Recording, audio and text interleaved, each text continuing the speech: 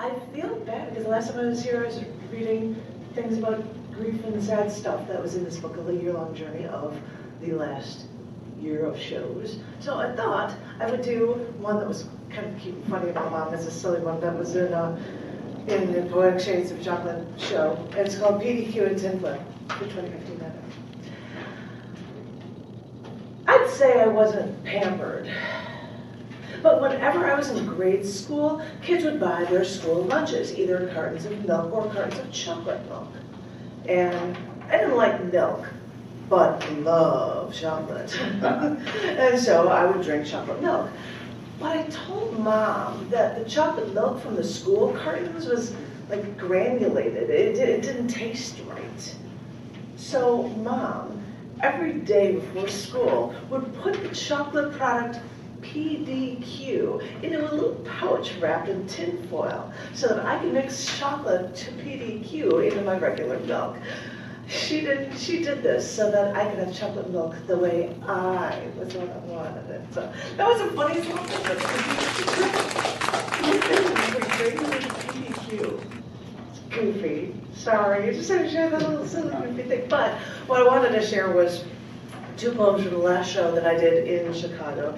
It was at an open mic that I ran for over half a decade, and I was still getting whole stuff together, and somebody had taken it over, but I got to have a feature there, and these are 2 poems that were in that last show. This first one is called Open Book, Jacket of Stories. And in the show, I actually took a novel, and I pulled out all the pages, and I made a paperback jacket. And I wore this, and we still have it on display from the library. I've got a paper, so yeah, we're singing paperback jacket. But I wore that when I did this show, did this poem called Open Book. I've put on my jacket.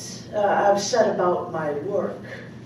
It's the same thing, day after day. I do my work, and everything feels heavier. I don't know what is wrong with me. I'm not sick, but I know I'm not well. And I know there's got to be something I can do about this. It's become so desperate that I inject medication into me to try to make the pain go away. And I continue to work, and the weight grows stronger. Now, I know my soul. I keep things hidden, but I'm otherwise an open book. I wear my heart on my sleeve, and I even keep a tissue when the weight seems too strong. My books fills libraries. It's a never-ending epic.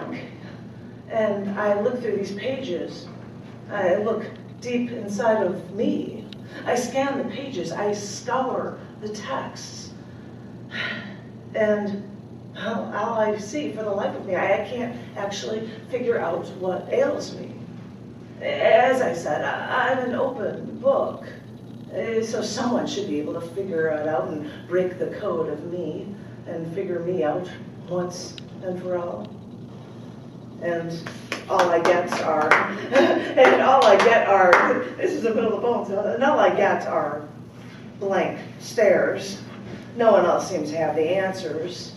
So I continue my work until I realize that my jacket, that my book jacket, that this open book becomes the burden. And not because of what I write, but because the answers may be buried so deep in the reams of written word that no one will be able to unlock the key to figure out what is really me. Thank you. And on a happier note, and I feel bad that John wasn't here for this feature to hear this poem. It's the last one's called Electromagnetism.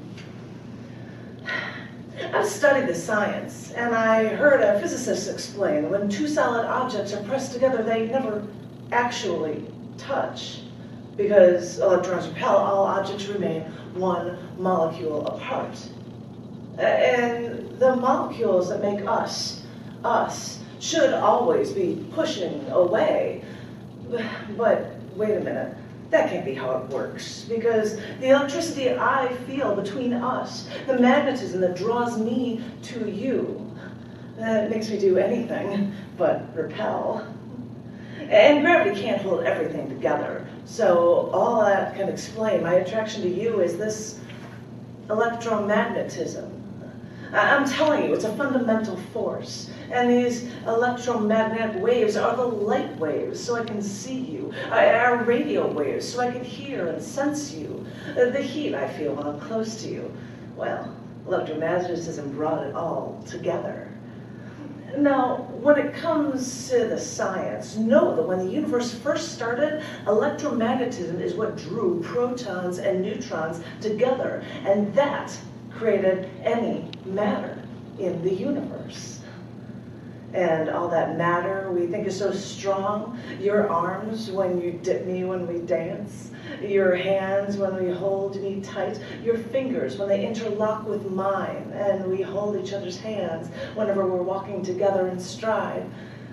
Keep in mind that right down to our electrons, microscopically, we're always in a battle to keep ourselves together when our molecules are trying to tear us apart.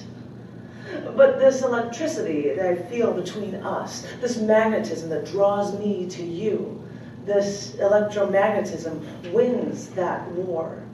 When my heart quickens for you, I know that electric signal that causes my heart to beat for you. And when I spring forward to you, it's electromagnetism in action. It's funny how I can use science so succinctly to explain why I need you so. And it is science, and this is science. It isn't theory, because string theorists may say that we have always been bound together to each other because a butterfly beats its wings in Barbados, or a sea lion wave saved our sibling from predators in the Pacific after an Arctic ice shelf started melting. But I say it's more fundamental than that. Right down to my heartbeat, right down to how you infiltrate my senses, right down to this electricity between us, right down to this magnetism we feel.